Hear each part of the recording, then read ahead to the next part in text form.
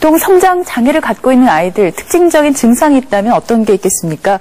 흔히 또 키는 유전이라고 하는데요. 성장에 영향을 주는 요인들 어떤 게 있는지 궁금합니다. 예, 막연하게 이제 우리 애가 키가 잘 크느냐 안 크느냐, 성장이 제대로 되고 있느냐를 알기는 쉽지 않습니다. 그냥 평균적으로 다른 애들보다 좀 작다 이렇게 생각하시는데, 이제 소아들 같은 경우에는 작년에 입었던 옷을 계속 입고 있다라거나, 이제 7세가 대략 한 초등학교 들어가기 전이나 유치원이나 초등학교 들어갈 무렵이 됐는데도 소변을 잘 못 가린다.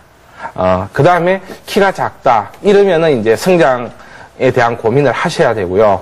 성격도 또 소심하다든가 내성적이다라는 이런 성격을 가지고 있으면은, 애기들이 스트레스를 굉장히 많이 받고 있기 때문에 같이 고민해 보셔야 됩니다. 그리고 이제 잠을 자는데 깊이 잘 못 잔다든가, 이제 잘 깬다든가, 이런 경우도 이제 같이 고민을 하셔야 되고요.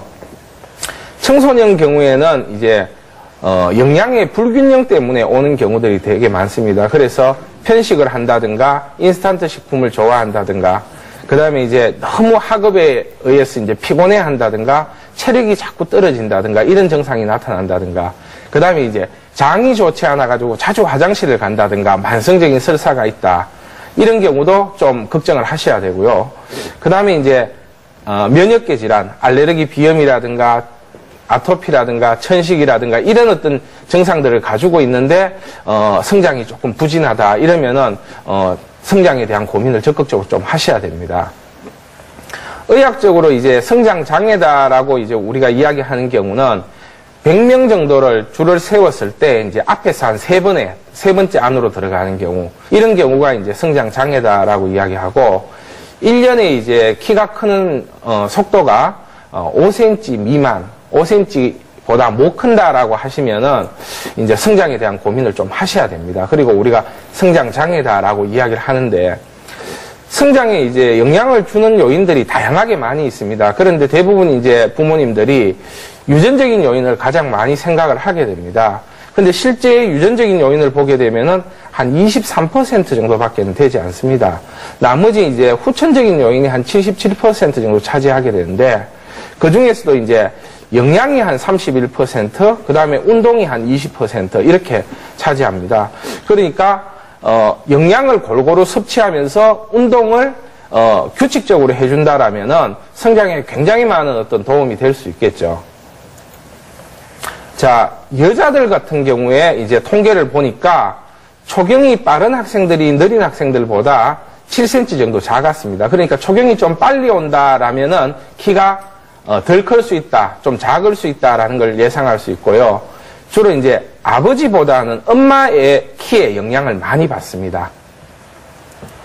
그리고 이제 또 여자아이보다 남자아이가 어머니 키와 더 연관이 많습니다. 그래서 결론적으로 보면은 초경을 빨리 한 아이, 그리고 어머니가 키가 작은 그 남자아이, 이런 경우가 이제 키가 좀 작을 그럴 어떤 소질을 많이 가지고 있다, 이렇게 보시면 되고요. 이제 성장 호르몬에 영향을 많이 이제 주는 요인들이 다양하게 있는데, 그 중에 이제 깊이 잠을 자는 것은 성장에 굉장히 도움이 됩니다. 그리고 대략 성장 호르몬이 12시 전후로 애가 많이 나온다고 하거든요.